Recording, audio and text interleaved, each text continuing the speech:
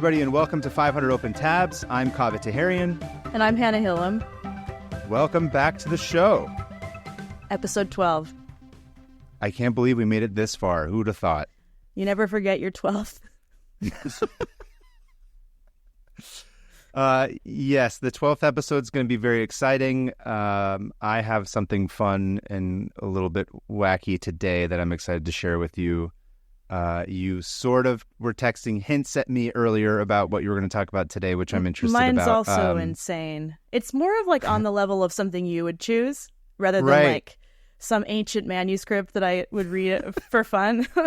So it's a little breath of fresh air for me. There's no word etymology at all.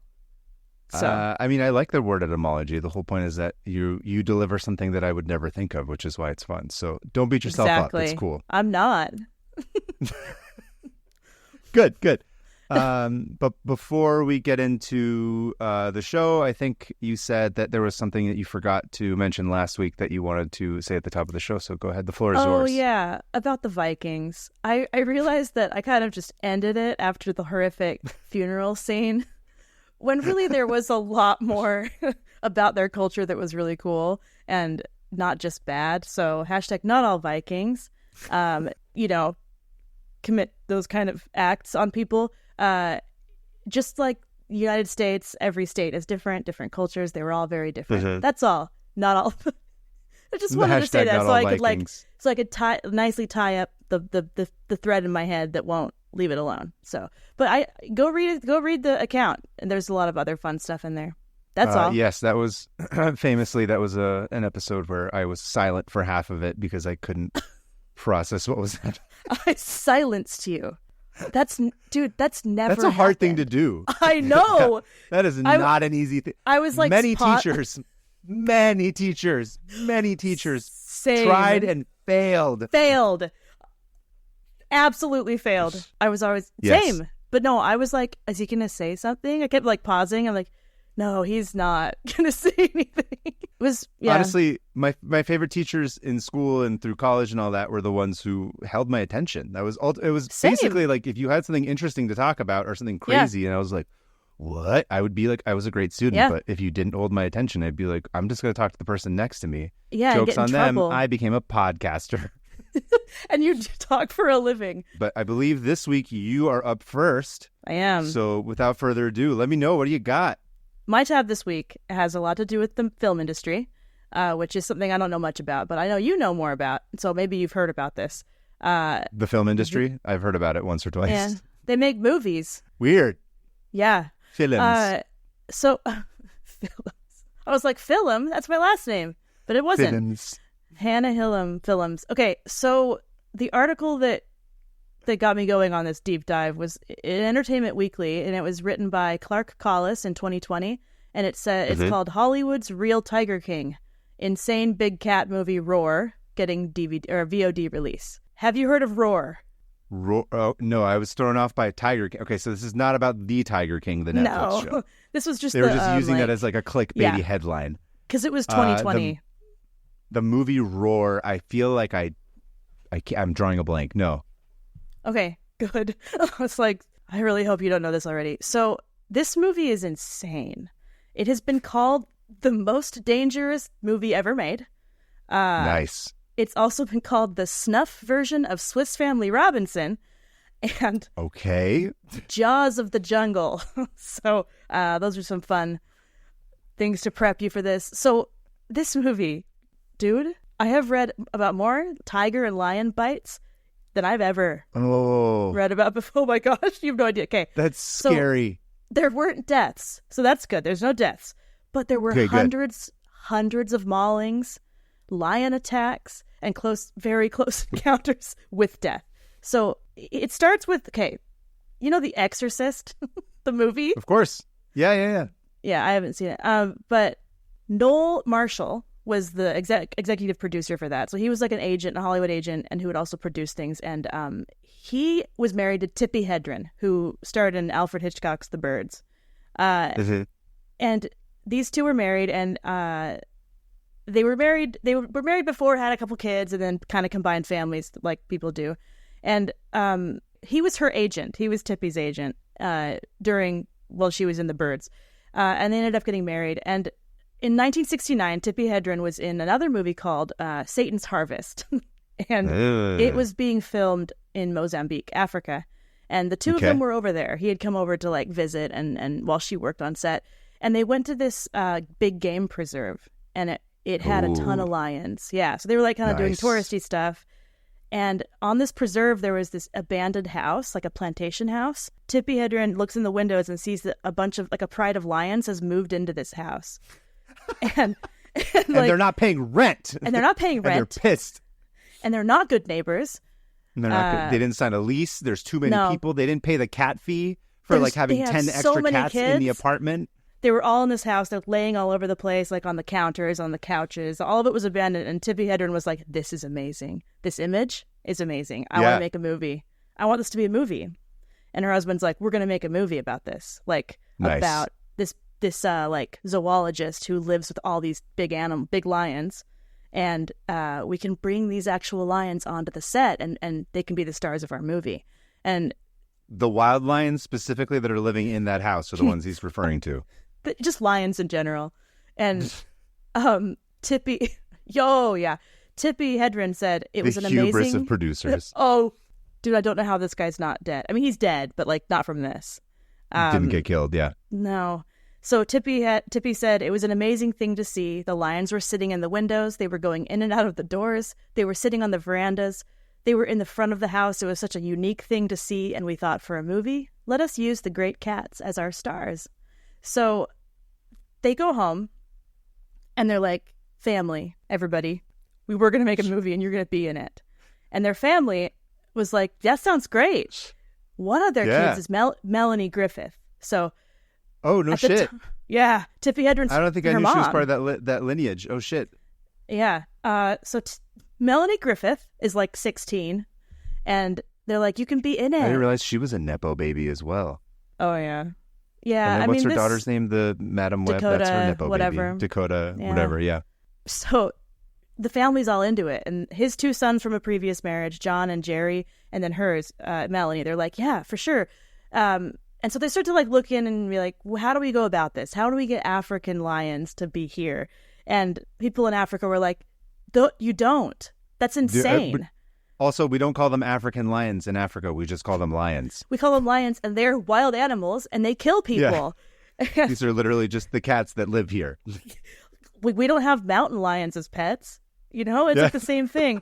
They're like, can you like help us, like give us some tame lions? And people in Mozambique are like, no. No. You're an idiot. You came here and saw this, and you're like, I need to make a movie about this? Like, I mean, a documentary would have been acceptable. That was the only logical thing to have made from that. Also, I feel like by having people in there, you've ruined what was interesting about the story. The lions. It's cool that there's lions living in the house. Not that there's a family living with lions. Who cares about the family?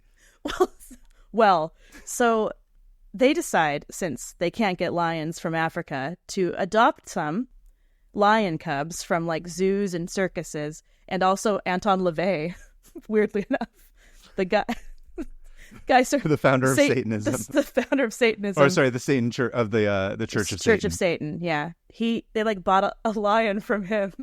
So they imported lions into Mozambique from the United States. No. They're in the U.S. They're recreating it here. I'm sorry, I misunderstood. I thought they were filming it there on location. Okay. No, they came back home and they were like, we're gonna. They're doing it on the lot. Yeah. Oh no. So, okay, let me get to it. I'm sorry. What? Remind me again. What year was this again? You said 1981. 81. Okay. Sorry, that is not true.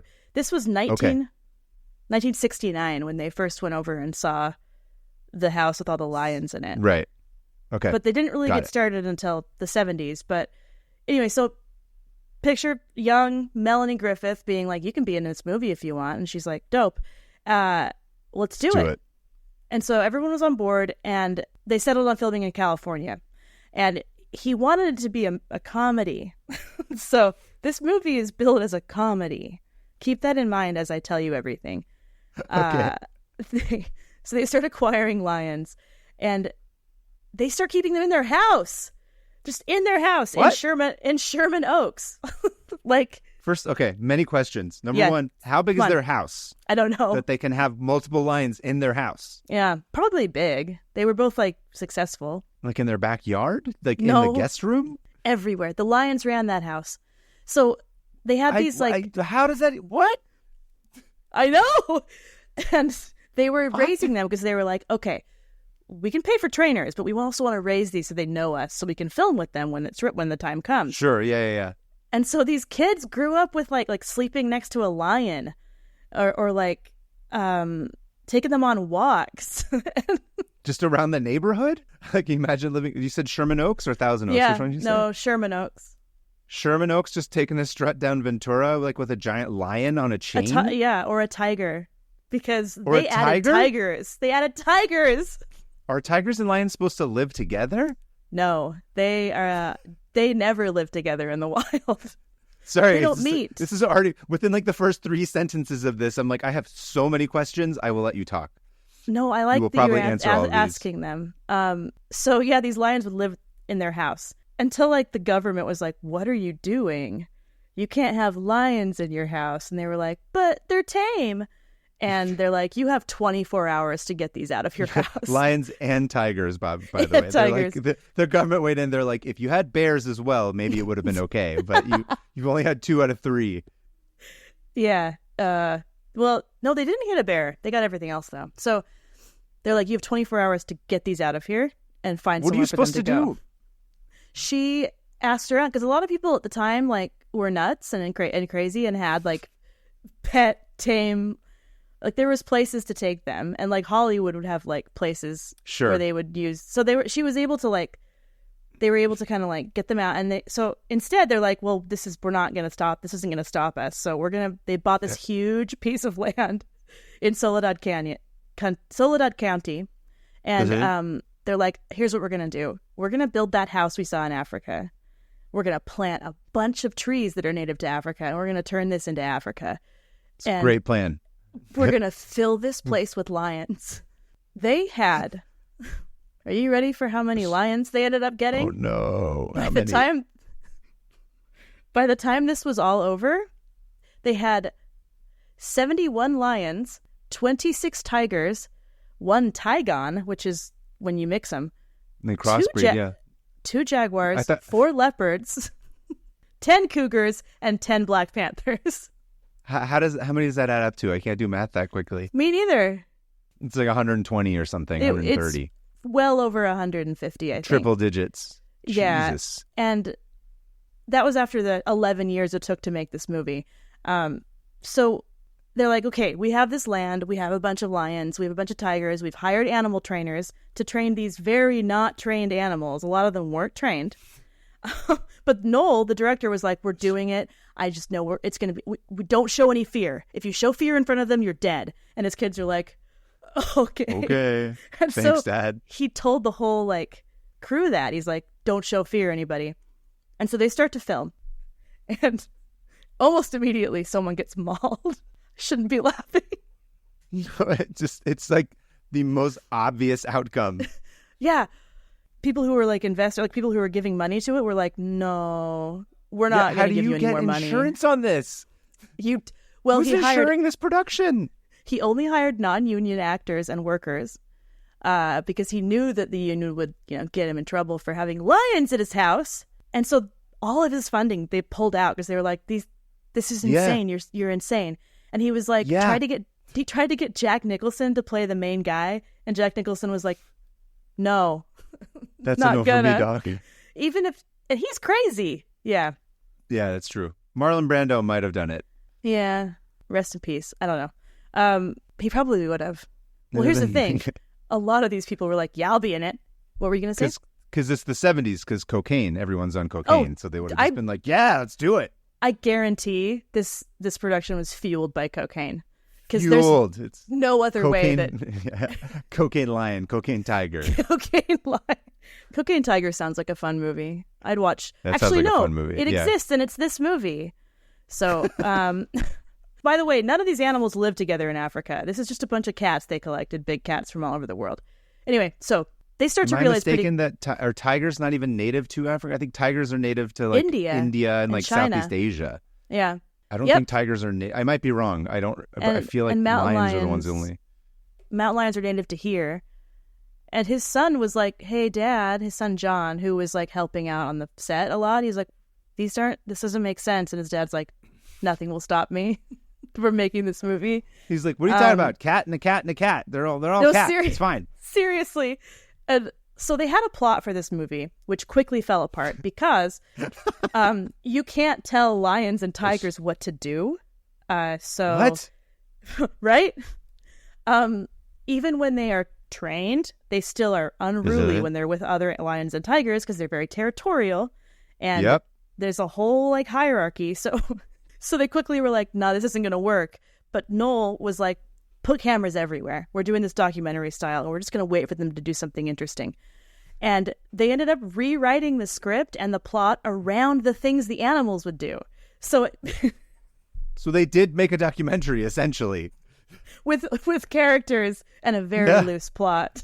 So it sounds like reality. It does sound like reality TV. It does. For example, they realized that the cats loved chasing motorcyclists. And the director was like, "More motorcycle chases right now. Let them go." So they would have like stuntmen on motorcycles, and there's this video of these cats just like overtaking this motorcyclist and pulling him down. And oh my God. Off of the dude, this movie's really hard to watch because Did you watch it? I watched half of it. It's hard to follow. Everyone has actual fear in their eyes, and there's real blood coming out of their faces. Like, just really? Yes. Yes. Whoa. They kept in all the maulings that they caught on camera. Honestly, I have an idea right now. If we can figure this out, we should do figure out a way to do like a live stream watch of this. We should.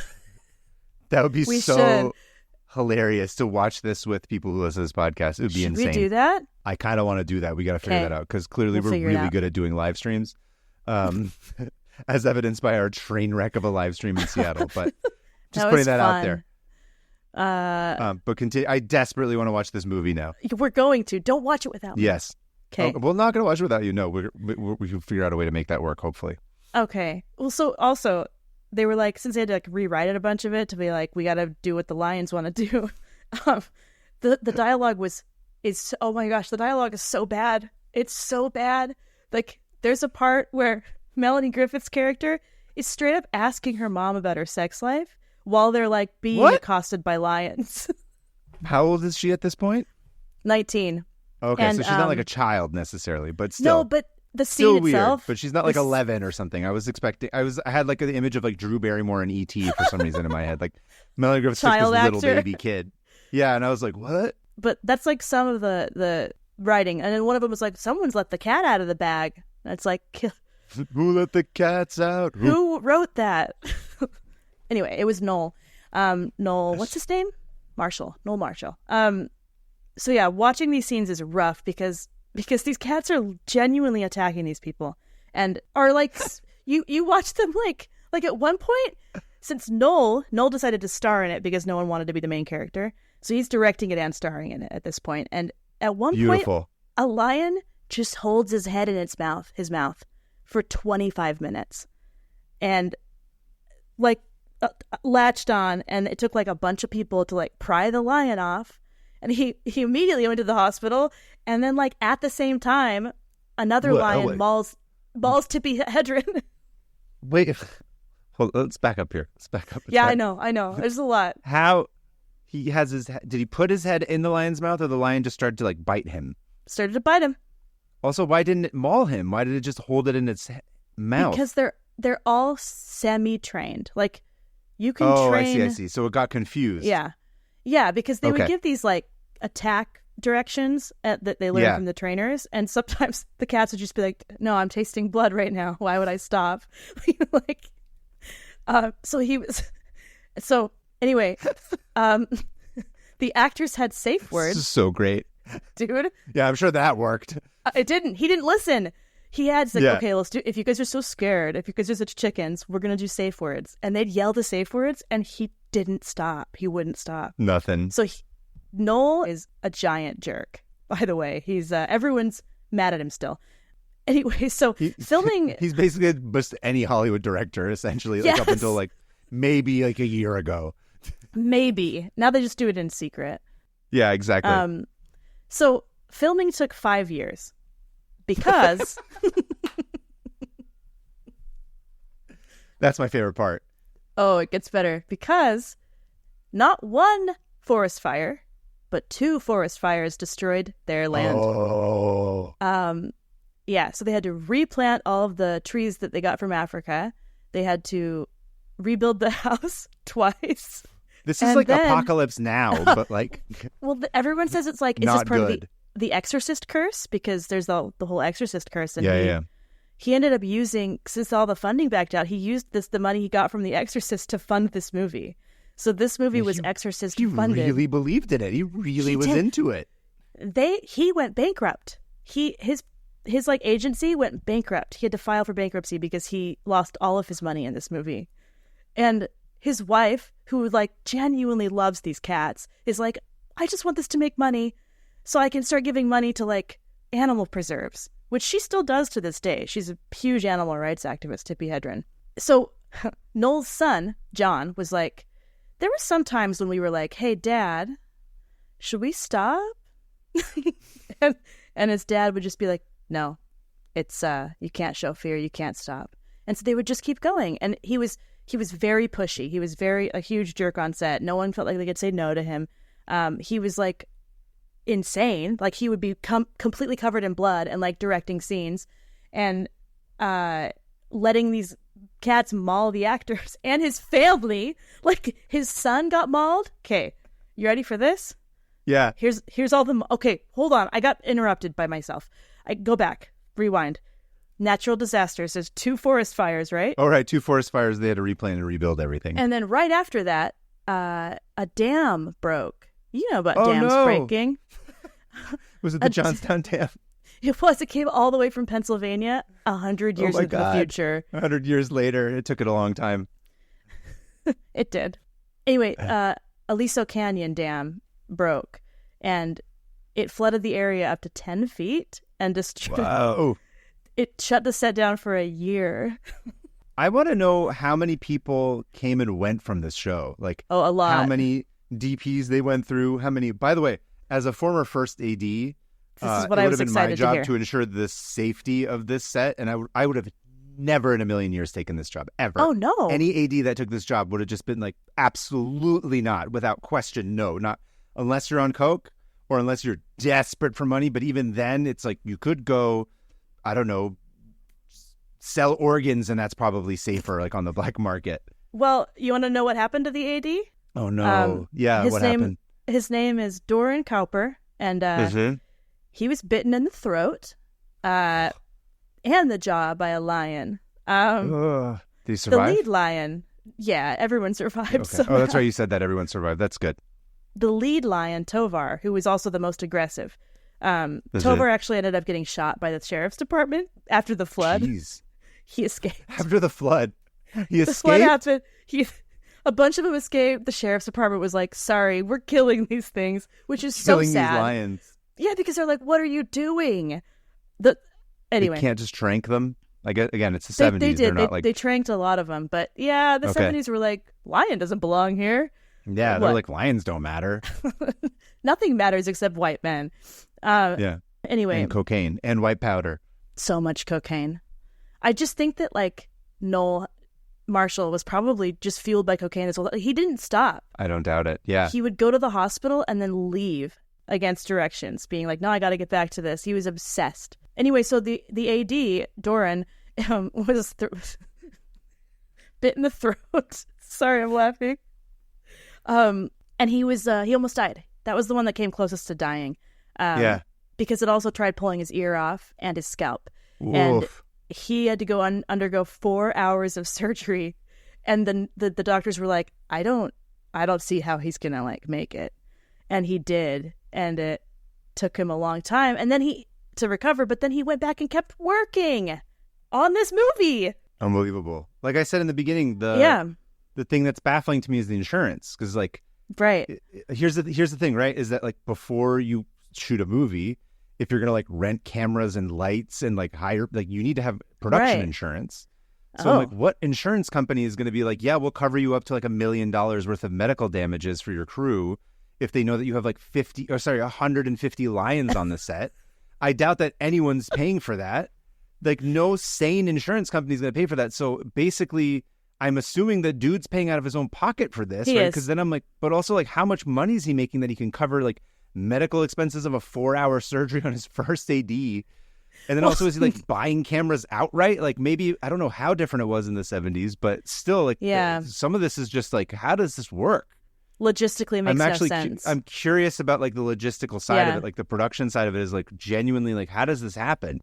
There is a documentary that you can watch about the making of it that I probably will answer some questions because I do know that after the AD was mauled, 20 people, when they found out he was in surgery and was might die, they walked off. Yeah, and that wasn't the first or last time.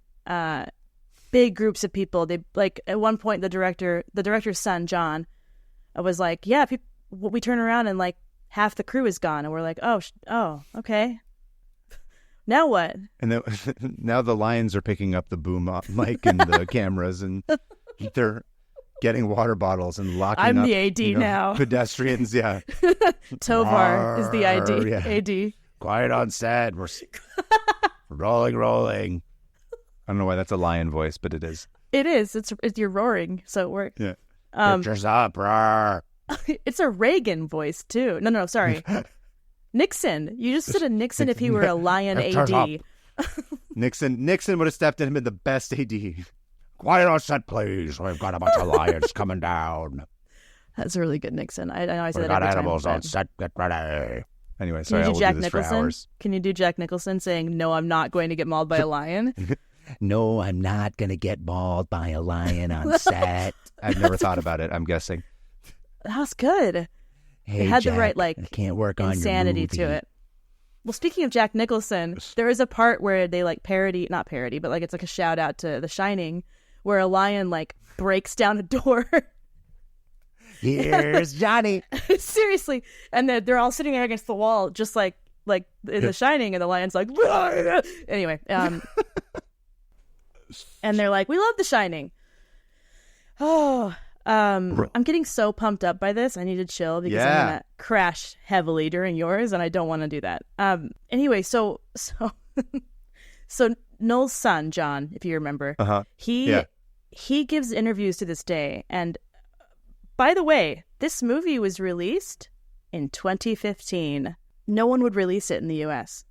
What after took they so made long? People lost interest. It kind of went to the graveyard or whatever they call it. It was released in Japan and Germany, and they loved it. For some reason, Japan and Germany were like, "This is amazing!"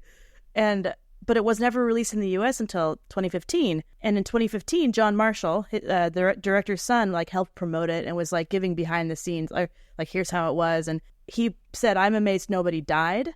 And he also was saying that he was the voice of reason on the set. Usually, he was the only one who could really say no to his dad. And so Tippi Hedren and Melanie Griffith were always like, "Can you tell him to be nicer?" Like it was extremely toxic. Like there'd be points where okay, I'll get there. Okay, so here are the injuries. You ready for the injuries? Yeah, let's do it.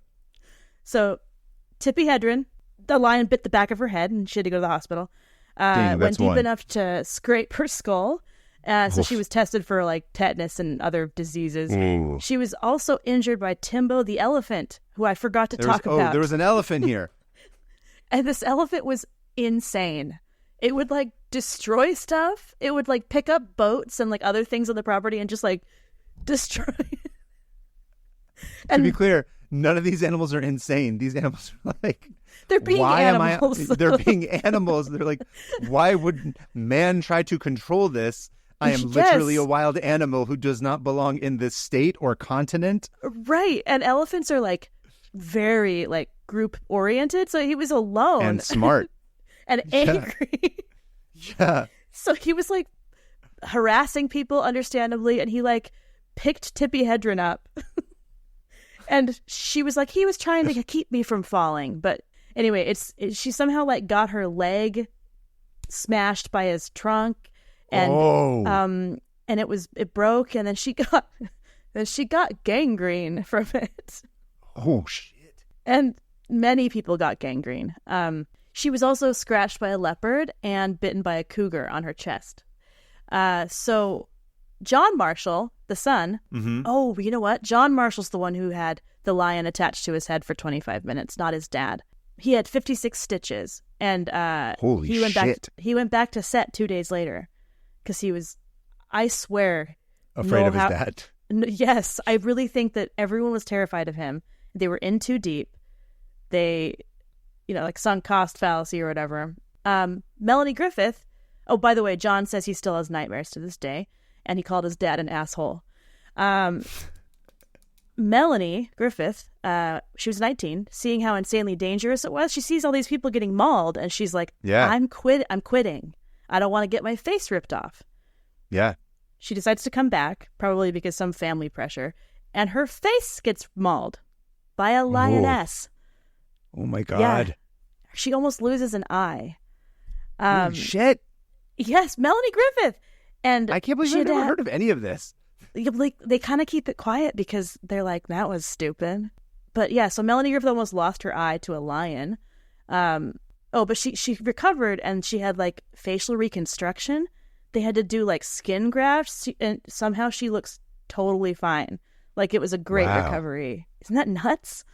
That's crazy, yeah. Oh, by the way, the lion that mauled Tippy was named Cherries. So I say that because we're about to get back to Cherries now here in a minute. Cherries Jubilee. Just had a flashback to like Neopets. Did you ever play that game? No. Oh, you're like slightly too old. Never mind. Is that like a game that was on the like Wii computer? Or something? No. Oh, no. Is it like one of those like Tamagotchi like cat games or something? You took care of these little creatures. And anyway, weird. I got transported for some reason. I don't know why. Okay, so besides the AD being bitten almost to death, the other extremely dangerous injury was to the director of photography, who his name's Jan de Bont, and he's the director of Speed and Twister. Yeah, I know Jan de Bont. Yeah. Yeah. He's a good director. He got scalped by a lion. That's wild. Yeah, scalped. His scalp got ripped off.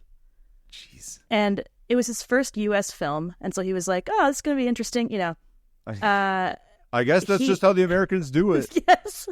Well, it ripped the back, like from here, like the middle of the top of the head back to the neck, ripped it off. And he had to go, he had to, 200 stitches and came back to set. He came back to set and finished the movie. Just like, whatever. Yep. And then the director, Noel, I keep wanting to say Noel Coward, but no, or Howard. Noel Coward. Yeah. Like the Noel, what is it? Marshall. Noel Marshall. He was like obviously insane, and he was always hands-on, like up in the lions' faces, like trying to be their friend. And so he was bitten like dozens of times.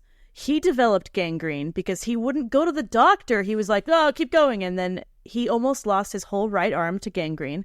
His leg was punctured 8 times by a tiger in one attack. And his face was maimed, and his chest was maimed, and he was diagnosed with blood poisoning.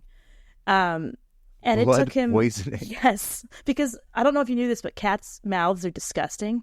I assume so, yeah. Like, dogs are clean, but like if a cat bites you, even a house cat, you're like, you should go to the doctor, because it's really dirty, and you can get blood poisoning. So licking butthole all the time, right? Yeah. Yeah. Tossing that salad. It was sick. Okay. He also got gangrene. Anyway, it took Noel... whatever his name is, Marshall, 3 years to fully get back his strength after being bitten and mauled that many times. So those are some of the injuries. There's more. It's too much to go into. At the end of this, it wasn't even released in the U.S. And in 2015, Drafthouse Films bought the rights and released it because they were like, this is a fun little film. And it's kind of become like a cult favorite. Yeah, I can imagine. Watching it is a trip because they're actually terrified for their lives. Like you see the look in their eye of like, I'm going to die. And I think it gives that fun little charm. I was going to say it's a good acting school. It's like you're not acting, you're doing. You're doing. I don't know. Anyway, it ended their marriage, Tippy and Noel. You think? Because she was like, dude, you're picking on my daughter, his stepdaughter. Yeah. And he had no regard for, he cared more about his kids not getting hurt. And he would just like put Melanie Griffith in these insane scenes. And Tippy was like, please stop. And he's like, nope, I'm not gonna. Sounds like an abusive, dickhole. But they got divorced. They were broke. She ended up dedicating a bunch of her life to like animal preservation or like rehabilitation and stuff. And she not bringing lions to if you remember, they still had all these lions. These lions didn't go away. They kept them there, and now you can go and see them. It's a preserve. Is it in Sherman Oaks? No, you said it's in Soledad Canyon. Soledad Canyon. I should go see if I can find it. Yeah, hold on. It's called Shambhala Preserve. Yeah, it's there. You can go see it. That would be a fun field trip. Next time you're in LA, we'll go to the Shambhala Reserve. Yeah. They do safari tours. And anyway, so this movie ended up taking $17 million to make. It took 11 years. $17 million. Yeah. Do you want to know how much it made at the box office in Japan and Germany? 10 million. 2 million. Okay. 2 million up against the 17 million budget. So yeah, it ended a marriage. Not a hit. Not a hit. Not a grand slam. And it really isn't a very good movie. It kind of sucks, except I can imagine, the story behind it. Anyway, that's my deep dive I went on. Wait, so what's the who made what was the deal with the documentary? You said, was that just like a random YouTube-y one, or did they release? No, because this seems like I've seen this format before a few times where there's like the documentary about the making of a movie ends up becoming like this very like important piece of like film that people love and reference. Like there's Hearts of Darkness, which is the documentary about the making of Apocalypse Now. That's like a really famous movie because of like how much of a disaster it was. And then there's Jodorowsky's Dune, which is all about like Jodorowsky trying to make his version of Dune before David Lynch did it. And then there's one that I forget the name of it, but it's about the making of The Island of Dr. Moreau, the Val Kilmer movie from the 90s. That's a really cool doc about like how that entire set was like a shit show and like a disaster. And like there's like a genre of documentaries about movies that were total disasters. So I wonder if this sort of falls into that. I think it does. It's it is called Roar, the most dangerous movie ever made, and it came out in 2017. Okay. We'll post some of these pictures, but there's pictures of like a tiger like biting Melanie Griffith's thigh. Like, there's a picture of it? Yeah, there's pictures of them sleeping with these animals but getting the action shot of the bite is pretty crazy. There's plenty of action shots. There's so many I'm very excited to watch this. I cannot wait. We got to do a stream. I cannot wait to watch it. Yes, I'm going to do the documentary first, though. I'm very interested in watching the doc on this. Yeah, I was hoping you'd be in. Like, I could imagine with your experience, like behind like the scenes or whatever, you kind of have a different insight. It's super cool. It's a great tab. I really like that. Yeah, I don't even want to talk about my tab. I just want to go. I'm like, can we just cut now and we can go watch this doc? Should we just watch it? I'm like, I have to talk. That's stupid. No one wants to hear. I'm like, let's go watch the documentary about people getting mauled. But yeah, some of these photos are harrowing. Yeah. Are they too harrowing to put on screen for the for the video of this? Okay. Well, I mean, no one dies, but there's some bloodied up actors with fear in their eyes. I'm excited to watch it. We got to do a stream, but. I was going to say, oh, no, I forgot already. Never mind. That's my tab. So you only watched half of it, though, when you watched it? Yeah, I can't make it through a movie. So it wasn't necessarily because it was so bad that you had to stop. It was like just your regular old run-of-the-mill ADHD kind of... Yes. And I wasn't even in order. I watched a ton of scenes. So I haven't seen it. Where did you see? Is it like on YouTube or something? Or yeah, I watched a bunch of YouTube scenes. Oh, I remember what I was going to say. Speaking of shit shows, do you listen to the podcast? It Was a Shit Show? I have, but it's not something I listen to consistently. Me neither. Sean does. He loves it, and they did a really good episode on Roar. Oh, they did? Yeah, it's worth a listen. Okay. And they're like movie people, so they like have more of like a. Anyway, so yeah, there it is. What do you got for me? Oh man. By the way, like that fulfills the holy trinity of like a bunch of stuff that you hate as an AD, which is, well, no, you said there weren't child actors. It was their children, but they weren't kids. Yeah, there weren't. Okay, I was gonna say, because like if you have child actors and you have animals and you have like pyrotechnics, and it's just like these are the things that when you're an AD, you're just like, you look at the schedule and you're like, please kill me. Like I don't want to do weapons. That's the kind of stuff that just ruins your day, because it just becomes like, people are dumb and they don't follow directions, and you have to be like, this is why I'm an insane person and I'm like super OC or like over OCD about stuff, is because like you get trained to be like, you have to be like super, because you're the authority on set. Like you're the person who has to like make sure that people are being responsible and like people are listening and they're not like whatever looking on their phones or like, you know, doing whatever. Like this is how accidents happen. This is how people get killed. So is this, for some stupid reason, I end up becoming the person that's in charge of that. And so, like, you're on the hook? So if someone dies on set under your jurisdiction, whatever... That's the first person. Yeah. The first person that they look to is like, well, was the AD person. Yeah. Depending on what... It's like you're the... I mean, it's like a lot of people end up being responsible, like producers and then, like, you know, the actor. There's like... You're not the only person, because there's supposed to be levels of stopgaps. Yeah, okay. You know, so there are like other ways to do it, but like your first AD is sort of the person that's supposed to like run that part of it. So this is just panic attack all the way through hearing this story. I don't know how you did that for really what, funny. 10 years? Yeah, well, I mean, I didn't do a movie with like, you know, 300 lions in it, thankfully, but Yet. Not yet. Hey there, this is Ad Read Kaveh, here to give that poor little guy host Kaveh a break. Hannah and I would like to ask you for help by going to nebula.tv/500opentabs and signing up for Nebula, where they have exclusives like Why Our TVs Wanted to Kill Us in 90s Movies by Tech Alter. Ever notice that 90s movies were obsessed with evil media, shows plunging societies into ruin, video games that trap and torture players, and VHS tapes that kill anyone that watches them? What caused this sudden obsession? These kinds of wonderful video essays never cease to amaze me. I had to get a master's and go countless thousands of dollars into debt. But you kids now, you can get an annual subscription to Nebula that gives you the same insights for the cost of a carton of eggs, at the time of this recording, probably. You can find this video and dozens of other high-production originals on Nebula, a video streaming platform built by and for creators. And along with videos and podcasts, you can now learn new skills in Nebula's fully produced classes. Go to nebula.tv/500opentabs and get 40% off an annual subscription. By signing up, you can support other creators like Maggie Mayfish, Princess Weeks, and many more. Remember, sign up at nebula.tv/500opentabs. Otherwise, Hannah and I will assume you hate us and will cry, much like host Kaveh is doing right now from not being allowed to talk for a whole 2 minutes.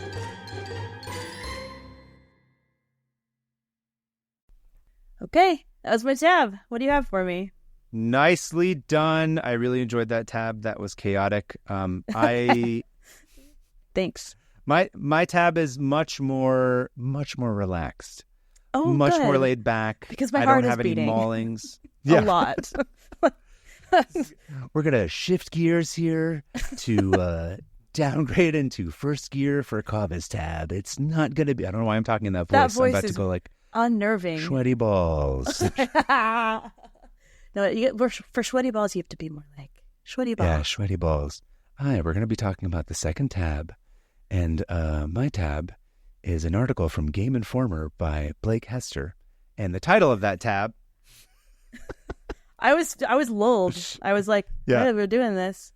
Okay. My tab is an article from Game Informer, and it's written by Blake Hester, and it's titled Inside the Nintendo... Chicken Nintendo? Chicken Nintendo! Let me do that again one more time. Don't cut that. Mine is an article from Game Informer by Blake Hester, and the title of the article is Inside the Nintendo Power Hotline. Okay. All right. Like, is it a phone hotline? Yeah. Yes. Hence why I'm wearing my... You're wearing a Mario shirt. I noticed that. I'm wearing a Mario shirt because the longer I stay with my wife, the more I absorb all of her qualities and interests and habits. Personality, and as such, my wife loves a good theme. She loves to get dressed up for any reason whatsoever that will somewhat be an outward expression of what we're doing or talking about or going to. So here I am wearing my Mario t-shirt on the day I'm going to be talking about the Nintendo Power Hotline. It's perfect. Well, while I'm not like that myself, I do appreciate being around people like that, because it's not till I'm in the situation that I'm like, oh, I do like this theme, but I would never do it myself. I have one more theme thing to show you, but I'm going to get into this first, and I'll show it in a minute. Fine. It's well, I want to talk about the tab. People are going to keep listening. I took that as an attack. I'm ready to fight you. Attack on you. Fine. I guess. Did your eyebrow just move weird? Yeah. Okay, Hannah. I don't know what you're doing. He's firing me. We're quitting the podcast. He's mad at me. Oh my gosh! You're not smiling. You're mad at me. Yes, very much so. Livid. Okay, so the blurb from the article says, in 1987, Nintendo launched its Nintendo Power Hotline. If a player encountered problems beating a video game, they could call the hotline and get advice from what Nintendo called a gameplay counselor. It was effectively a call center. It was also so much more than that. Oh my gosh. 87? Nintendo Power 87. Is that old? Yeah. So you don't remember these game counselors or the hotlines or anything, do you? We got Nintendo. I mean, we were subscribed to Nintendo Power, like, so we would get the guides in the mail and stuff. I loved Nintendo Power. Oh, it's the so best. Into that magazine. I was obsessed with it. I think my brother still has a ton of them from like the 90s. Oh, really? I think I might have recycled mine a few years ago. Probably more than a few years ago. I'm old as shit now, but probably like 2 decades ago. But 2016 did you still love was 8 them? years ago. Oh, dear Lord. I saw Sorry, that the other hold day on. and I I gotta was sign like, up for the AARP. Yeah. Go to Sizzler. Get your senior discount. Oh, every on a day I want to go buffet. to Sizzler. Perfect. Get those tiny corns. Little corn. That's my favorite. Mini corn. I love those from the salad The little bar. Yeah. flaccid mini corns. Anyway, please continue. Have you ever, like, what? You know how they like wobble? I know exactly what you're talking about. Yes. I just never thought about them as flaccid. It's a good word to use. This is why I value our friendship, is because you've now made it so that every time I go see baby corn, it's going to be flaccid. Anyway. Don't put baby in there. Just do, okay. It's called baby corn. I know, but now I'm regretting all of this. So continue. So the Nintendo Power Hotline. So yes. I recently have been doing a bit of a weird... did you ever do these things where it's not exactly like a deep dive in terms of like one session, but it's like over a period of time, you're just sort of like, I'm kind of interested in learning about this thing randomly. Yes. I, for some reason, have gotten into this specific time period of video game history. Cool. You know, the nascent sort of American industry specifically, and sort of at the end of arcades. And I've been seeing these weird not weird, but these videos that are weird for me, which is like people on YouTube show you how to, like, this is how you would have programmed like a Nintendo game. Like, because by today's standards, it's like a laughable, like 8-bit is like nothing, right? It's like our phones are like 50,000 8-bit Nintendos like in our pocket kind of thing. So, whoa. So people will be like, here's how Nintendo graphics worked, and here's how like these TVs work, and here's how CRT monitor. I don't know why. I don't even understand it, but I've been, for some reason, trying to absorb it. Yeah. You get the feel of it. That's like, if I don't get understand the feel something, of it. I'm getting it. Yeah. I'm kind of getting it. It's been a thing I've been sort of passively learning about and interested in, trying to like absorb and having a good time with it. And I kind of was thinking, I'm like, it would be cool to do like somewhere that goes a little bit deeper on this. But for now, I wanted to do something that was like kind of fun and weird. So this might be dipping my toe into water something bigger, but I'm not sure yet. I reserve the right to do that later. But I thought I'd start off with this one. So, okay. The backstory for this is, of course, back in the 80s, the video game market was extremely different than it is today. You had arcades. They were very popular. You know, the late 70s is sort of when games really started to first become a thing, as far as arcade games and Atari and the right. home console market kind of took off with the Atari 2600, and it was very popular. But I wasn't really that familiar with this period before Nintendo. But famously, there was a big market crash in 1983 because you were born. All kinds. The year I was born, I caused the crash, actually. Yeah, people thanks. were like, oh, Covetarian's born. Video games no longer matter. This person will entertain us because he's the messiah of entertainment. I need you to put that on any sort of resume. The messiah of entertainment. They call me the messiah of entertainment. They do. So there's a lot of different factors aside from my birth that contributed to this market crash. By the way, games like from the beginning were like kind of like $1 billion industry.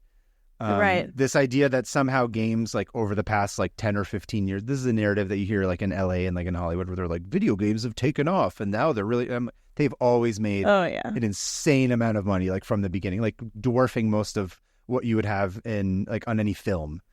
Oh, wow. And a lot of that has to do with like the business model and like, you know, the model of buying cartridges and all that kind of stuff. But games were big and they were big from the beginning. And then there was this market crash in 83 and it had to do with a lot of crap flooding the market. So people were, you know, making a lot of weird competitive consoles. They were doing these bad ports of arcade games to these home consoles, or they were just making straight up like dog shit games, like for lack of a better word. It's a perfect word to describe so many things. Dog shit games. And they were just flooding the market with it. And consumers just were like, this sucks. Like, we don't, like, this is terrible. People became really like dissatisfied with it. So what you kind of have to think about, like a parallel today is like, think about how like Netflix will release like 50 shows a week and like movies. And you're like, what the hell is this shit even? Like, I don't know what to do with all of this. They're just throwing stuff at us. You'll never get through all of it. Yeah. And so the strategy becomes about quantity, not quality, which obviously is not sustainable. And so far, it's been pretty sustainable, but yeah, we'll see. Right. Well, that's for a whole different slew of reasons in terms of what that business model is. That's tech and you know, cheap capital that you can borrow, et cetera, so on and so forth. That'll be another tab. Maybe I'll get into at some point. Because I do, as you always point out, I get mad about Silicon Valley because like I rage consume Silicon Valley news all the time. Why? I don't know. I'm dumb. I just go outside and I see like. That's true. You're in it. To me, I'm like, it connects me to home. So I'm like, oh, like look at how they've ruined home again. They have. Yeah. Yeah, no, it's not the same. Anyway. So this $1 billion business goes down to like a few hundred million. It's really like a really catastrophic big crash. And this was followed by, you know, a great home console depression. Programmers were very poor. They had to eat floppy disks to survive. There was dust bowls of silicon. The silicon dust bowl. Silicon bowls. But hard times create hardened men and women. Oh, thank you. Thanks for thanks for throwing me a bone. Us a bone. Thank you. Yeah. Like I said, son of a mother, brother of a sister, husband of a wife, etc. Yep. So the American nationwide release for the Nintendo Entertainment System, or the NES as we like to call it, came on September 27th, 1986, and was a resounding success. So it was about 3 years between when the market collapsed and when Nintendo came to enter the American market specifically, because in Japan it was a different thing. They didn't have the same problems that they did in the States.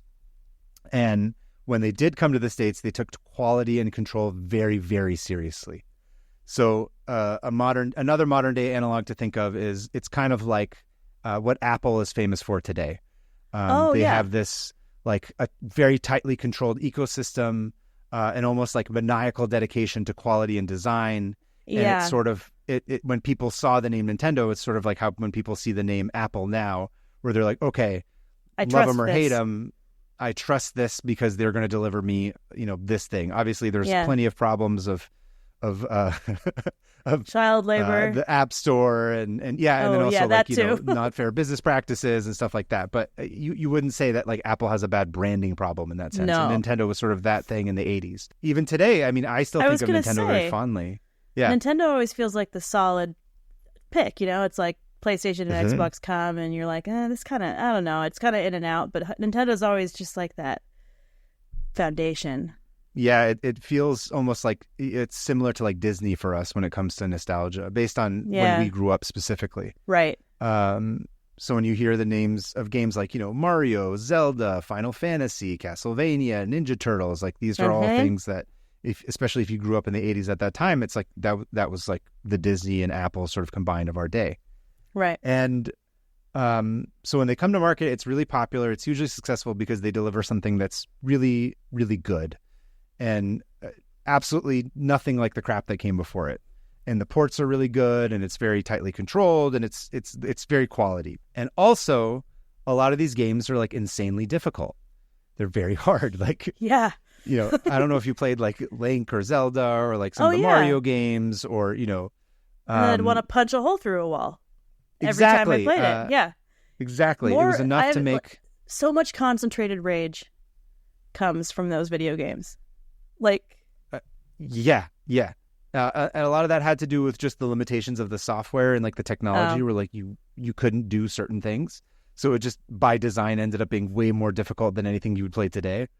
That's not like games were difficult in my day. Like right. That's not like a flex. That's just literally like the objective facts of how these games were made.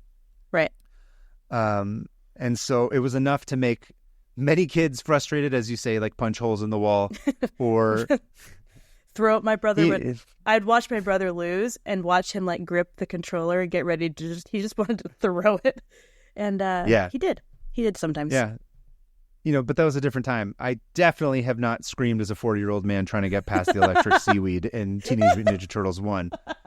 That's definitely not happened to me as an adult. No, not at all. Not even recently. Also, it's weird. Jesus Christ, that game at that level, dear Lord. Realized, really, give you an early death with the stress. Stress equals early death. I wasn't just jumping on the death train again. But I was going to say, I always forget that you grew up in the 80s. Like I did. Late 80s, like early 90s. 7 when the 90s. Like, how old were you? You were 5 when I was born. So you had a good 5 years. 88? Yeah. Yeah. No, so, I remember. You remember the 80s? Here's how old I am. I remember looking in a like social studies textbook, and I remember Russia being the USSR. That's how ancient I am. Wow. For not very long though. This is like by the time second, third grade happened, like maybe third, fourth grade, they finally updated. But I remember USSR being in those books. That's wow. Yeah, that's pretty old. Actually, that's really very not. old. It's not that old. You're not that old. Anyway. But you know, as we often like to say on this podcast, all this happened before the internet, which is a very long time ago. So when it came to these games being very difficult, if you were lucky, you had a friend who had like an older brother, or you knew some like random boy in the neighborhood who could get past wherever you were stuck, like some older boy. And then because it was always an older boy, by the way. Why? It's because it was just boys were the ones who like really got into this stuff. They marketed it heavily toward boys. Oh, they did that as well. And even then, if you did get like, if you were lucky to have like an older sibling or like a boy in the neighborhood, they would sort of like ridicule you and call you like a loser baby who needed diapers because like you can't beat this part of it. Like I guess because you suck. Oh, for me it's just because you're a girl, and I'd be like Daniel. Sure. His name was Daniel, and Daniel. Oh, you had a guy. You knew the specific. Oh, Daniel. He lived across the street. He's like, yeah, I can help you with this. You're just a dumb girl, and I think that's what started it all. Me doing everything out of spite. No. I love it. Anyway, continue. I'll stop interrupting. No, it's okay. Guess lucky for you, Daniel. Hannah's now the co-host of a adequately satisfactory podcast. Where are you, Daniel? I hope he's probably not well. He wasn't well. Who knows? Anyway. Or he's like the head of Nintendo. Anyway, so that was stressful. You don't necessarily want to go talk to that guy because he would make fun of you and try and beat you up. And you've already got the stress of trying to beat this level. You don't want this guy making fun of you and shitting all over you while you do it. Right. And that lasts. I mean, like, because like legitimately to this day, I have TMNT PTSD. That seaweed level. TMNT PTSD should be put in the DSM 5 or whatever. It's a thing. Anybody who plays that game knows. And I've never played it. It's don't even bother. I will. So Nintendo was smart, and they realized that like they had these games, like all these kids were going like apeshit over it, and they saw an opportunity to help players out and make more money. So in 1987, they launched the Nintendo Power Hotline, kind of in tandem with, like you said, the Nintendo Power magazine. A lot of this was an effort to, again, it's quality control. It's about being like, we got the best games, we have the best service, we have like, and there's no competition at this point. There's literally nobody else. No. Sega Genesis hasn't become like a thing yet. A lot of those, like Atari's like dead, like no one cares. So Nintendo's like, we could just do whatever because we have so much money and we're like dominating here. And plus, if kids are calling these hotlines and they're helping them beat the games, that means they're going to buy more games because they're going to be like, cool, I beat Mario. Now I'm going to buy another game. So it's good for business. A lot of what Nintendo does at this period is actually really, they run the business very well. There's a reason why they're so successful. And they launched the Nintendo Power Hotline and they appropriately, which I thought it was very funny that they call them counselors, or the people who work there. Speaking of having stress and anxiety and like needing a therapist to work you through it. It's like a school counselor or something. Yeah, it literally is what it is. Also, another nod to Apple. I just think of like Apple geniuses. It's sort of what it is. It's like the Apple geniuses of their day that would help you with tech support, branded tech support. And they worked in a call center that you could ring up if you got stuck, and they would tell you how to beat something over the phone.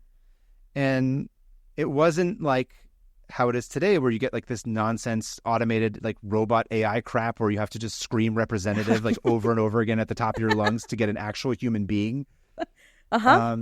They hired real people, and like there were real people that answered the phone. And most of the people that worked there were young people. They were what we would call kids because we're older, but they're not children. They're not like in high school, but like 20. They were younger kids, like early 20s, some of them even like out of high school. You know, like what's their first sort of jobs when they got out. For those kids, this was like, dude, that was the first version of a kind of like a professional gamer where you're like, I get to go like work at Nintendo, like they're gonna pay me money to like play these games, and it was basically like their dream job. It was like the coolest thing ever. They essentially got to be like kind of like the professional version of your big brother or like the person in your neighborhood. They got paid to do it. Fired if they were mean to you. Yeah. Right. But they weren't mean to you. They had to be nice to you because they had to keep their job. Exactly. Unlike your brother. Whose job was to be mean to you. When they got hired, this was based out of Nintendo's Redmond, Washington office. This is where they ran this call center. Oh. And they weren't initially at least, they're not super particular about who got to be a gameplay counselor. They didn't really care. It's not like now where they're like, gameplay counselors need to have 30 years of experience for like an entry-level job, like how it is now to try and get like any job. Right. They were like, cool, like just fill out an application and like we'll get back to you. So everybody was excited. It was all these kids who love games, and they all filled out applications and sent them off to these temp agencies. And, you know, it was kind of like the Wild West where they were just like, great, cool, you filled out an application. You seem to have a pulse and you're not a murderer. So let's bring you in for the first interview. Or for like, you know, the first interview was basic and then they bring him back for another interview. But once a person made it past the initial temp interview, it required a weeks-long training process. So new employees had to play through the games, learn about their various choke points and secrets, and take a massive test before they could field calls. And there was a counselor, one of the former counselors gets interviewed. His name is Caesar Filori, says, quote, instead of just answering one very simple question about Legend of Zelda, maybe you have to list all of the treasures and all of the dungeons in both quests. Or how do you get to the Minus World in Mario? How many coins do you need for an extra life? They just want to make sure you actually knew the games inside and out and the mechanics and how to beat the bosses. It's like Wikipedia. But like literally a person. A person, yeah. Yeah. And so these are, like we said, like 19, 20-year-old kids who are really into video games, and now they have to take tests. Dream job. So being that they're young kids, what do, a lot of them? I don't know. They cheat on the entry test. I was going to say cheat, but then I was like, I don't want anyone to know that I cheated. Which is a weird thing to care about. Anyway. There's stories of them being like, like some guy being like, I wrote all my notes and like put it on like the inside of my glasses or like my arm or something, like to like look at, because they were so, it's one of these things that's really weird, right? Because when you watch the interviews with them or like read about them, it's not like this thing where they're like, I'm cheating on this test because I got to get this grade so I can pass this class. It's like, they're so excited to get this job that they want to do it that there's this weird kind of, what's what I'm thinking of? There's this kind of, they're manifesting their own success. Like they understand that they're like, I'm going to cheat, but I'm not cheating because I'm a cheater. I'm cheating because like I need to get to this because I really want to do this. And I know that I can do this. Yeah. I'm not going to like be bad at this. This is just a hurdle. Yeah. This is just like some weird technical hurdle that they have to do. And they basically, a lot of them do this. Not all of them, obviously, but a good portion of them do it. And like, it's kind of this known thing. And they pass it, and after a brief probationary period where they were supervised by like, you know, whoever like at the Nintendo hotline area, they would sort of make sure that they were good at the phone calls and whatever. After that, they'd just kind of be like, okay, cool, good luck, have fun, like go ahead and field these calls. And this is the part to me where it gets very interesting. I want to say this is going to be only good, but I know it's not. No, it's actually good. It's not terrible. At least the part of the story that I was going to tell. I mean, obviously it's a different work environment. It's the 80s. There's none of like today's standards, but you know, it's bro-y. It's you know, like a bullpen of like a bunch of sweaty guys like sitting in there and not necessarily being nice to, you know, it being inclusive of this is a different time. This is fully boys club. It wasn't even until like fully 2005 when I was like, yeah, video games are for everybody. Yeah. As opposed to, and up to today, where video games and gaming fans are famously very accepting of women's opinions about things and women in general. I mean, on the whole. But the point of the story is to be, I thought this is the part of it that's interesting to me. So they kind of throw them in there. And also there's a lot of fun little other stories that come from this. So I was just going to try and focus on like one thing that I thought was interesting that we could sort of look at and discuss. So despite it being an absolutely like no shit, of course, obvious idea, Nintendo didn't really give their counselors new games before they were released to the public. It wasn't common practice. And this is actually a thing that's very common within a lot of industries. Like, you know, in marketing departments for films, for example, like they don't get like a lot of these departments just like don't discuss anything, which is why a lot of movies just get marketed terribly because people who are marketing them don't even understand what it is or what's happening in it. And it's like, please fix this problem, or like whatever, like the FBI and like police departments across state lines trying to like share information. There's like this huge, right. This is a problem that happens across a lot of places. No one talks to each other, and people end up suffering because of it. I mean, obviously, no one's like literally dying from this, but the industry suffers a little bit for it. But what's interesting is that they have these people who are running these hotlines, and they're like, okay, so if Mega Man 3 comes out on a Monday morning, and your job is to work that hotline, there's a good chance that you're going to get a call from like a 9-year-old kid being like, how do I defeat Gemini Man at like 11 a.m.?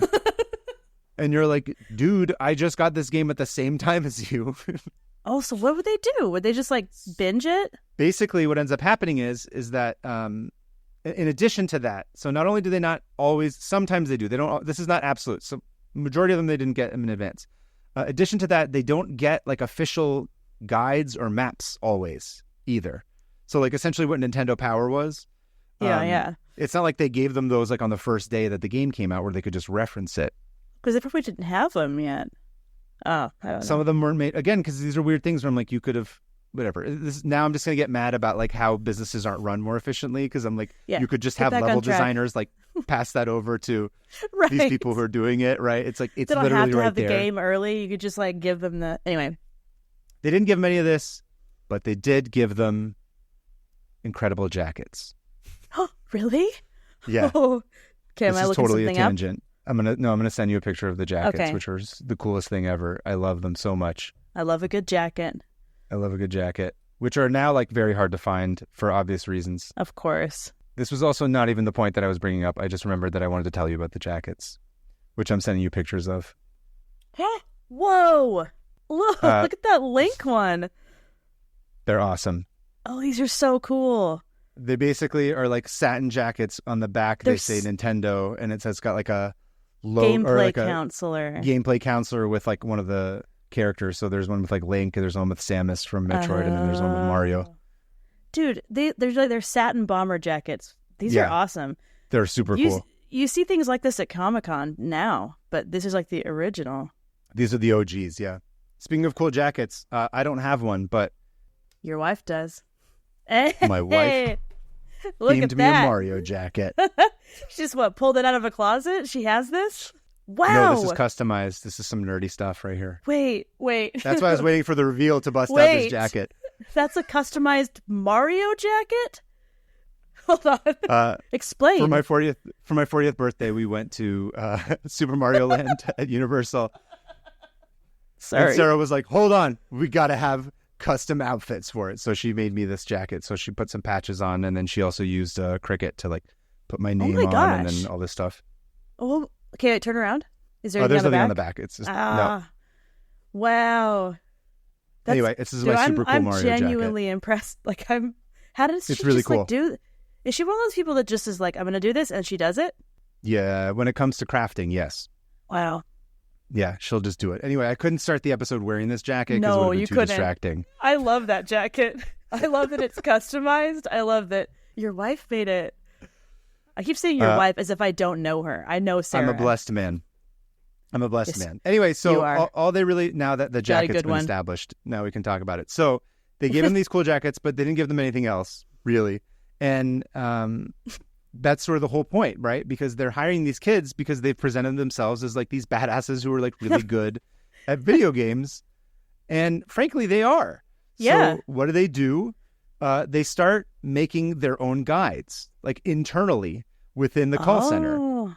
And they're playing these games and they're fielding calls where people are stuck in certain parts, and they start writing this stuff down and like drawing out maps. And there's this spirit of camaraderie in like this kind of bullpenny area of like this call center. And so every time someone maps something out and like figures out where like all these points are, like they'll run over to the photocopier and they'll be like, oh, check it. I got like the map for whatever, like Metroid 2 or something, or like Metroid 1. And then they photocopy it. And then they would like hand out copies of it to everybody else that worked there.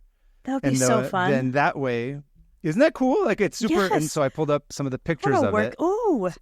This is another one where like it'll be cool when you watch the video of it. I want to show you some of the drawings that they did. They're really, I mean, they're not like crazy, like professional or anything. These are just people that are making stuff while they're working. Oh, cool. This looks like it's Zelda, right? No. You might be. I think that this one says Lolo too. Ooh, these are awesome. I think one of these is from Metroid, but basically like they're drawn out versions of the map. Oh no, this is the Metroid one. I'm just sending you a bunch. Well, for people who are watching people who are listening to the audio, if you watch the YouTube version of this, we'll have this stuff all up on screen. Oh, these are awesome. But they're really cool. I think it's interesting because that ends up being this thing where they all help each other and they all sort of like get into the spirit of like, okay, and then it becomes like this friendly kind of nice thing where like they're making these maps, they're helping each other out. And then if somebody knew that like, oh, okay, like, Hannah's really good at Zelda and she beat that. If they like got to a point where like they didn't know where to go anymore, they'd be like, okay, I'm going to transfer you over to like Hannah because she's really good at that one. And then Hannah was like, okay, cool. Like I'm the person who's really good at Zelda. And it's kind of like this, it almost feels like a weird, like 1990s, like Nickelodeon, like the kids are running it kind of thing where like they sort of self-regulate and like figure it out for themselves and they come up with these cool solutions. It feels like a job a kid would be like, this is what I want to be when I grow up. And their parents are like, that's not a thing, but it is a thing. And they made it a thing. I love this. This makes me like feel warm, like good inside my heart. My heart feels good. Yeah, that's good. That's why I wanted to get into this. Yeah, just kidding. It's joy. I don't know, man. Don't go that far. Yeah, I wouldn't go that far. So pretty soon, they end up having these giant ass binders, and they're just like Frankenstein game guides and cheats and like all kinds of stuff. So they do eventually get some guides from the developers or from like, they'll get it from like a Japanese book or something. And so it's all kinds of different things, but it ends up being like these like holy Bibles that they're able to use and reference if they get stuck. I can imagine they know best because they're the ones hearing these like, I can't get past this point over and over and over. They know exactly which parts are the hardest. Yeah. And I'm going to get into that actually in just a second too. So it's hard to nail exactly how many calls a counselor would get on a given day, but through most approximations, they land around like at its peak, like maybe about 100 calls in a day. Whoa. They're getting a lot.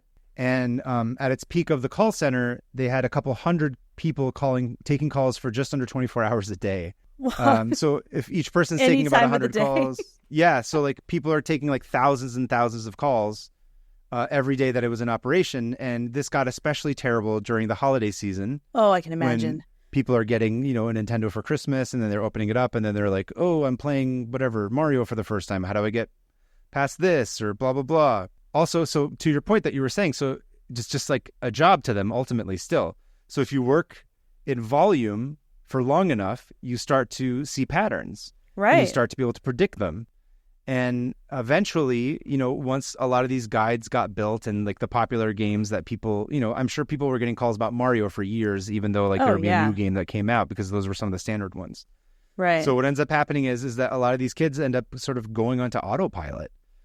And so they're like, yeah, okay, like this is not in like I didn't necessarily get the impression that they were doing it in a dismissive way, but it was like, oh, okay, like you're having trouble at like World 2-1 in Mario. So like and they know exactly. It's like they know exactly what it is because they've heard it 50 times that week. And what happens is that they get so good and like autopilot at it that they're just like, cool, I'm just taking phone calls and clearly I have like whatever ADHD video game brain.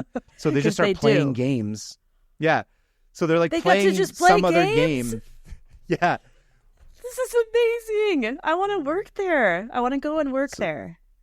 They're taking these calls as they're playing a different game. So they're just like, whatever, they're playing Tetris while they're talking to somebody on the phone about how to beat like Mario. And this became very interesting because sometimes they'd be playing games that are very, very difficult that like even they weren't good at yet.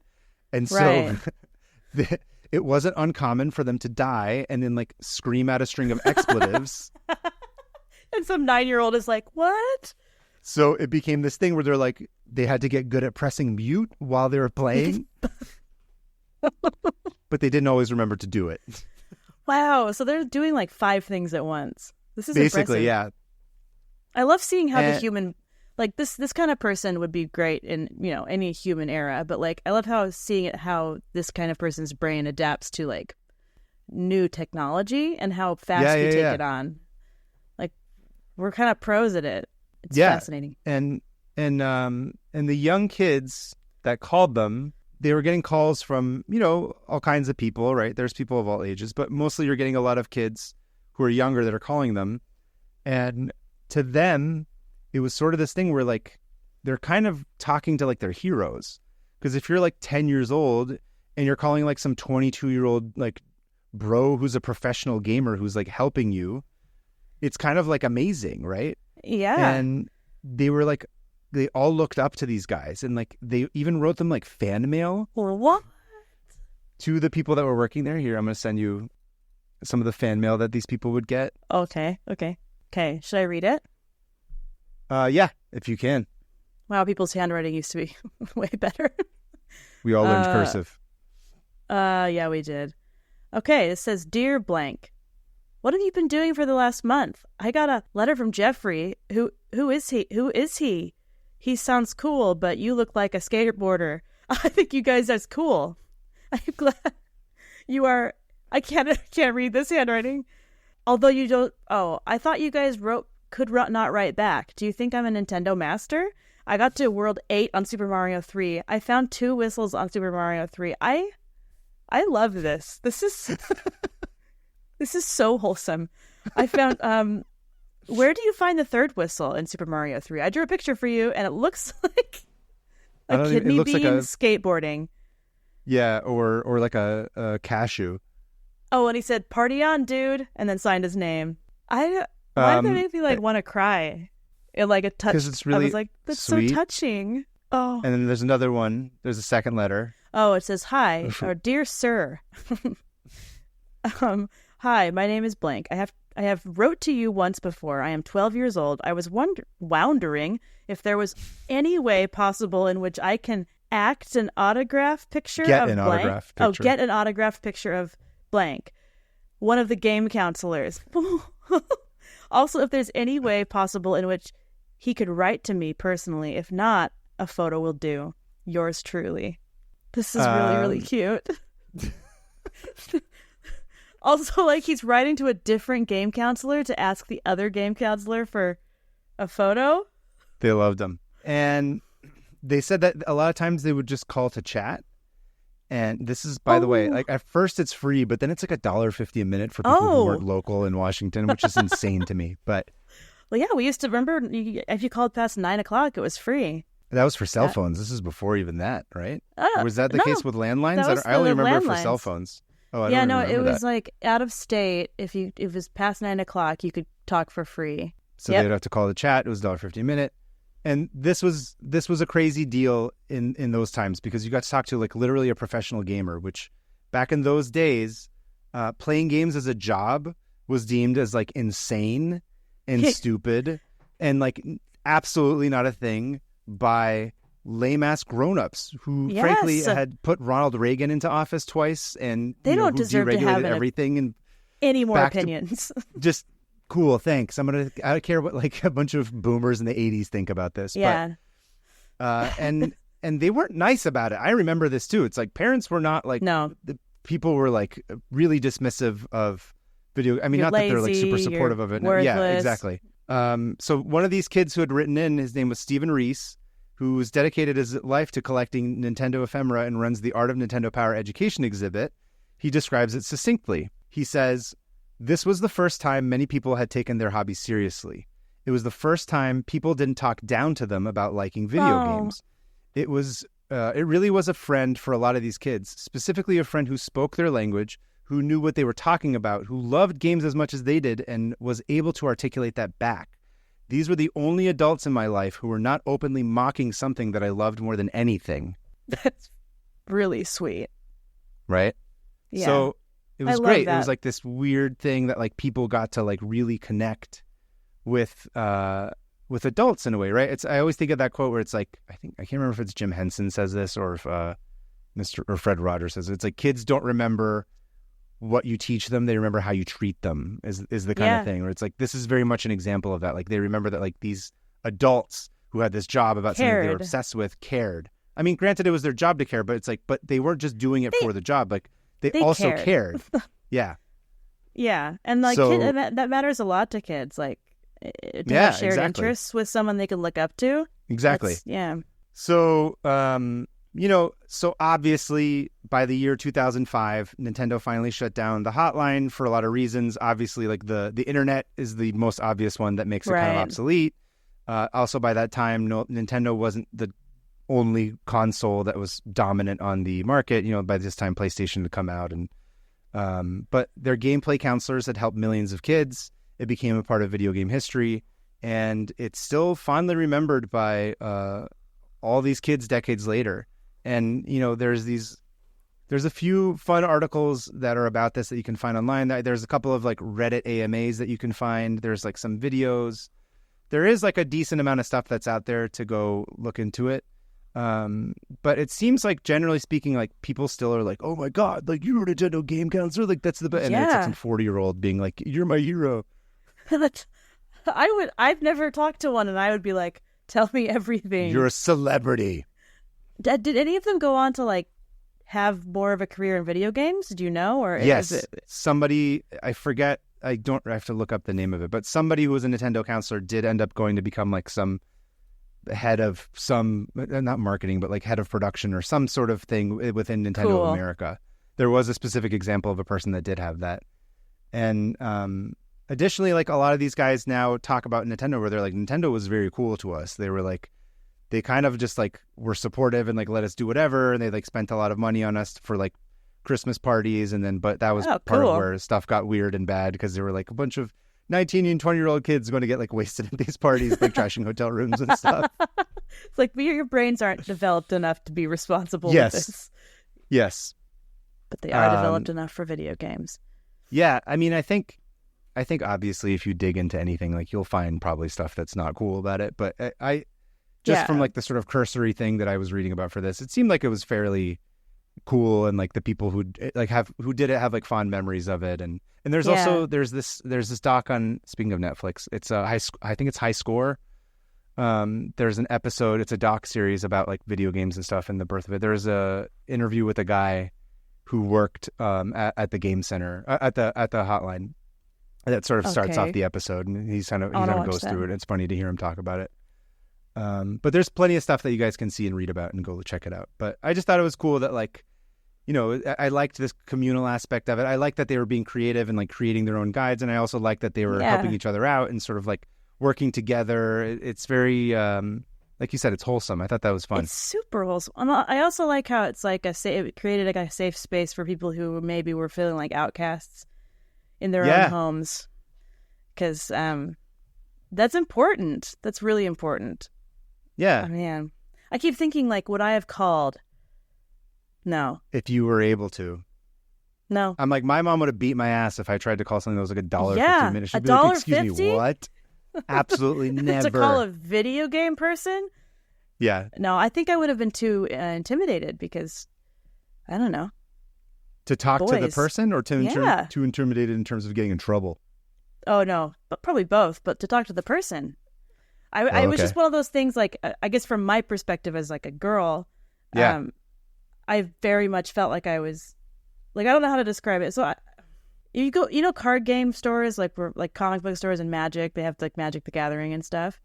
I'm aware of them, but I don't really go to them very often. But there's a specific feeling you get when you walk into one of those as a woman. And it's weird, like, all eyes are here, and it's not 100% friendly. It's more like this is our time. Why are you here? Yeah, like they feel like you're invading they feel like you're invading their space or something. You're threatening their space. And really, it's like, I'm here to buy Magic cards like you, okay? Yeah. Like, but it's similar that with video games where, like, if I'd be at a friend's house and they'd be like, you want to play? I'd be like, I don't think I can do it. I would get so nervous because it would just feel like I'm out of my, like, I'm in a different world. So I feel like I would be really scared to talk to someone on the phone, but I wonder how it was for girl gamers back then. That's what I want to know. I want to know if there's, like, any examples. If you are a person listening to this podcast and you were a girl gamer and you had the resources to call the Nintendo Power Hotline, absolutely, please let us know. Yes. How was either it? Comment. Were they nice? Yeah, give us a comment or give us an email. Shoot us an email. It's 500opentabs@gmail.com. That's 500opentabs@gmail. Yeah. We would very much like to know about that. I think the people listening would absolutely love to hear that perspective too. There is footage too that, like, I can't remember if it's ABC or NBC. So, like, there is a couple of different, like, news pieces that they did on them. So if you look up on YouTube, you can see, like, raw footage of them, just like a good 5 minutes of them, like, working a shift each. Oh, but also you don't know because, like, the cameras are on them, so who knows? But I don't think that. I mean, they're not going to hold those jobs if they're, like, screaming at people and being dicks. It's true. Like, it's true. They're not going to be able to keep it. Like, yeah, I guess I would love to see it through the lens of, like, a female perspective, just to know. Yeah. I'm not trying to I would be interested wokeify it. Wokeify? Not at all. Listen, wokeify. Like, I know you're the husband of the woman, so. I'm the husband. This you is. Get it. No, I'd be interested. No, I get it. I think they did say that there was, like, 1 or 2 women that worked there. One of them was, like, a French speaker or something. Whoa, because she was, like, fielding calls from, I want to say it was from Canada. Oh, don't quote me Quebec. on this. Don't quote me on that exactly. But I do know that there was, like, at least one woman there who spoke French for, like, taking bilingual calls. Anyway, there's plenty more out there about this. I just thought it was, like, a fun little sort of overview of the tab. Watch videos now. But that's my tab. I love that. What a wholesome thing. It's like no one got mauled and nobody lost, like, no one got their throat ripped out by a lion, and that's good. I think that's good. Speaking of which, I think as we move over to the part of the show where we close our tabs, I think that should be the sound of maybe like a lion mauling somebody and just ripping them limb from limb and just flesh and blood squirting everywhere and just as disgusting as possible. Like a zebra that they're doing it to, but yeah, it doesn't have to be a human, but the sound effect, please, ideally. Don't do that, Alyssa. But yeah, no, this should be a lion ripping some flesh apart and maybe roaring. Oh, afterwards, yeah. Okay, you ready? Yeah. You gonna go ahead and count it down? I'm not. Hold on. Okay, I'm never ready. All right. Okay, I'm ready. Okay, you ready? Yeah. Go ahead, count it down. 3, 2, 1. Close it. Close. And I am now down to, you want to hear my tab count? Yeah. I think last time I updated, I was at like 320, and I'm now at 446. So since I last looked, I've opened 100 tabs. So I'm like, it's cute that you're still keeping track. I'm like, I gave up. I just gave up.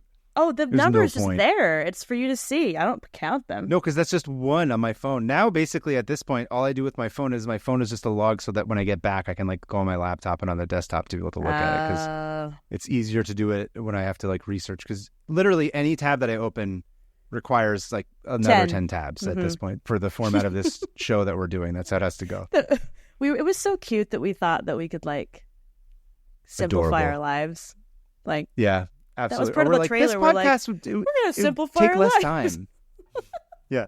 This is a show that's going to take less time than watching a musical every week and like writing analysis on it. And I'm like, it's actually 6 times longer in terms of prep. Is it really? For this, but oh yeah, maybe not guess that 6 makes times. sense. It's a bit of an exaggeration. But I spend a lot of times like, but on the other side of it, but you'd be like, doing it anyway. I'm like, oh, this is cool. Yeah, exactly. So, you know, come see, come sa, bada bing, bada boom. Grass is always greener, but we're happy. So let us move on to the listener emails. I believe you're going to go first. I am. All right. So this is from Nico from Riverside again. If you remember, Nico wrote in about our friend Nico from Riverside. Japanese Jesus. Not from Riverside.fm, which is where we're recording the this. app that we're recording he works Nico there. from Riverside, California. Nico from Riverside, California. Nico says, thank you very much for mentioning and spotlighting the Japanese Jesus article I sent in. I did not expect it to take center stage, but it really is quite a roller coaster of a story. My new tab that I am submitting that I recently closed was a list of the top 9 animals elected to office by A to Z animals. 2024 is going to yet again be an obnoxious, gaudy, depressing election year, so why not elect a candidate that everyone can enjoy? The article lists some of the top mayoral choices of towns all around the U.S., including dogs, cats, cows, mules, and goats. As early as 1938, these animal friends have served terms in office, usually only in a ceremonial role. I like how it says usually, as if usually there's an exception where a goat like successfully runs a city into the ground. Yeah, just like Parks and Rec. Anyway, however, some of these furry friends have beaten their human counterparts in certain elections and have gone on to win several terms until they either lost an election or, unfortunately, passed away. I just snorted. Some of these wonderful... You're like the mayor pig right now, snorting it up. Ruling with an iron fist. Okay, some of these wonderful mayoral... Sorry, my bad, an iron hoof. Okay, some of these wonderful mayoral animals include Mayor Wilbur the Bulldog, Committeeman Boston Curtis the Mule. That's an awesome name, by the way. Committeeman Boston Curtis the Mule. That needs to be my nickname from now on somehow. I don't know how I'm going to incorporate it, but I would love to forever be known as Committeeman Boston Curtis the Mule.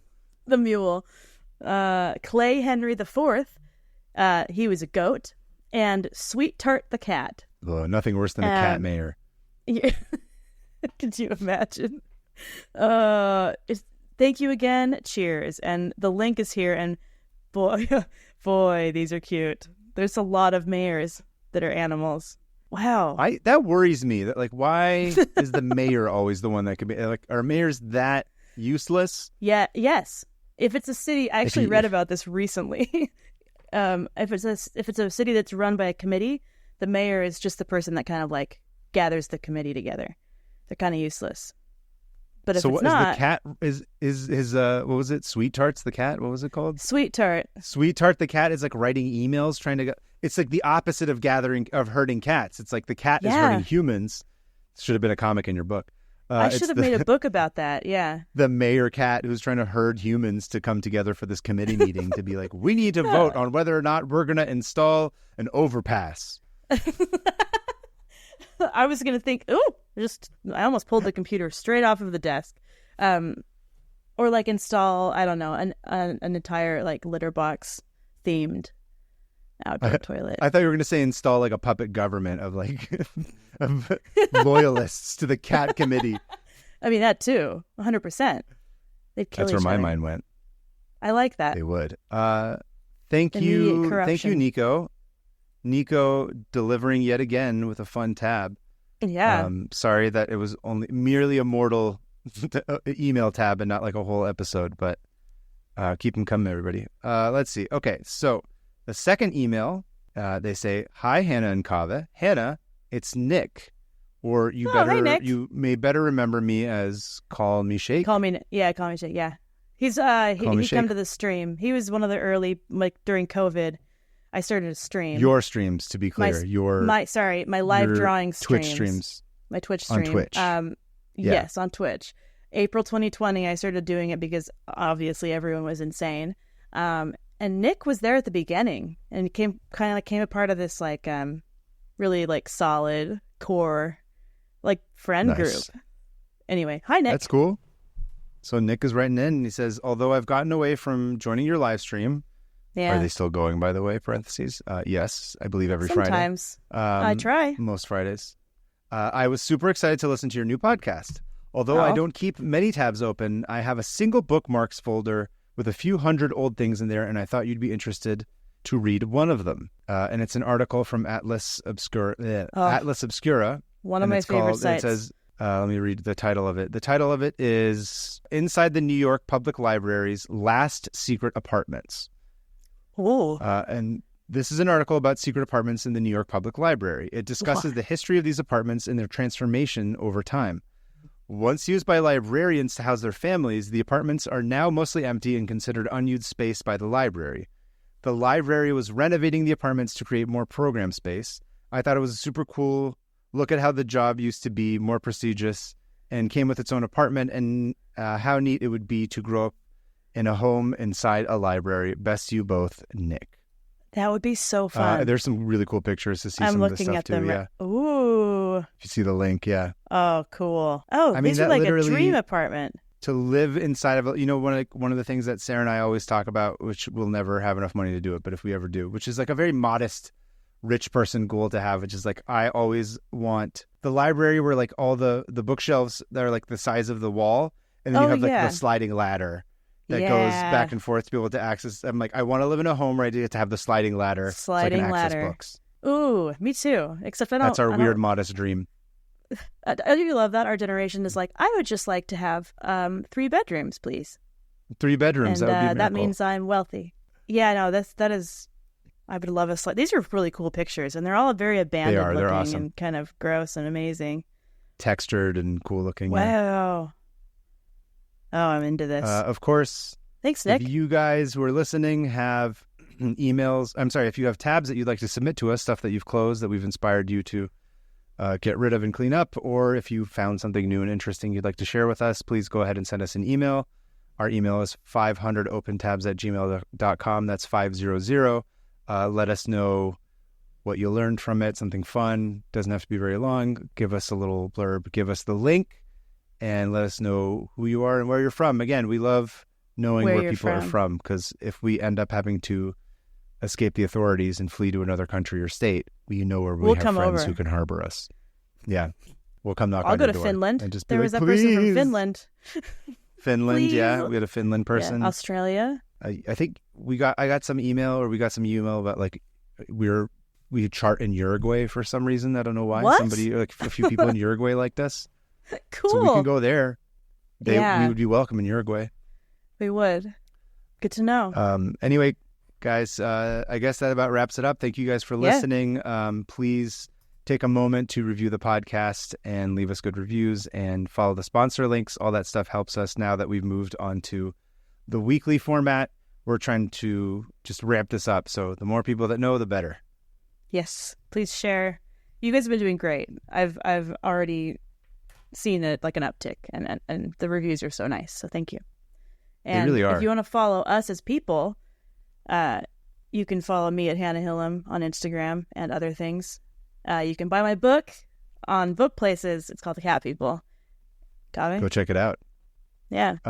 Yes, Hannah's book's coming out. It's very exciting. We're going to keep talking about it. We got to plug this like every week, because even if we do this for like 6 months, people will be like, you have a book coming out? Oh, always. It's weird. It's the weirdest part of these industries is like thinking that anyone has seen or heard the thing that you've talked, and I'm like, and they do, or they just don't see it because it's not shown to them, or something gets cut off. It's weird. So keep talking about it. But just so people know, tell them a little bit about the book. Oh, the book is called, I don't know, it's about a person who gets sucked into a portal made of throw up. That's how it starts. No joke. It's going to be excellent. And they go into a world run by cats. So, yeah. Cat people. I assume it's great. I haven't seen it yet, but I'm looking forward to seeing it. I've seen it too many times to have any sort of opinion about it. Whenever I look at it, I feel rage. So hopefully it's good. Yeah, that's how it works. Yeah, where can people find you? A movie. I'm at PermaFriends on Instagram and whatever. That's all that matters these days. I'm at Covetarian on Twitter, but just increasingly less and less. But, of course, the show, we are at 500 Open Tabs on a couple of different things. More importantly, though, we have a Discord, which every time I log in, I open up Discord, I'm like, holy crap, what are people talking about? We're not even involved in this anymore. It seems like a community. Do you remember that episode of The Simpsons? I guess, sorry to be predictable, but one where like Lisa puts her, it's a Treehouse of Horror episode where like I think her tooth falls out or something, and then she like puts it in cola or something, and then she's like, I wonder if I'll make like a germ culture, and then all of a sudden she like wakes up the next morning and they've like evolved into like space people who are like a million times smarter than her. That's how I feel about this Discord, where I'm like, we started this thing and then somehow these people have like become invested in it, and they're like far surpassed whatever I thought this thing was going to be. More interesting and funny, and I'm like, what are you doing here? And they're like drawing things, cool. And they're really good artists. They're totally sharing drawings, which I was like, I don't even know how that happened, but that's awesome. I don't even do that on there. I should. Yeah, I'm too scared. Me too. It's very cool though. Yeah, the Discord's a lot of fun. So join it, and join it. Tell your friends, and until next week, stay Josie, everybody. Oh wait, one more thing. Sorry, I'm going to be at. Don't stay Josie. Don't stay her. What day is this releasing?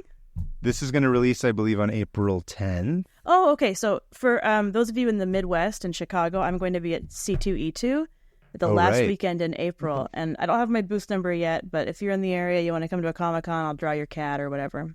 Or just tell you way too much about myself. So pick one. She will be there. Go check it out. Go grab a cool slice of non-deep dish pizza, because everybody from Chicago is always like, we don't eat deep dish, that's what the tourists eat, we eat like real thin pizza or whatever. But I Chicago hate deep dogs dish all pizza. kinds of stuff. It's like a pie. I like it. Anyway, I'll eat all kinds of pizza. I don't judge. Anyway, good for you. Thank you guys.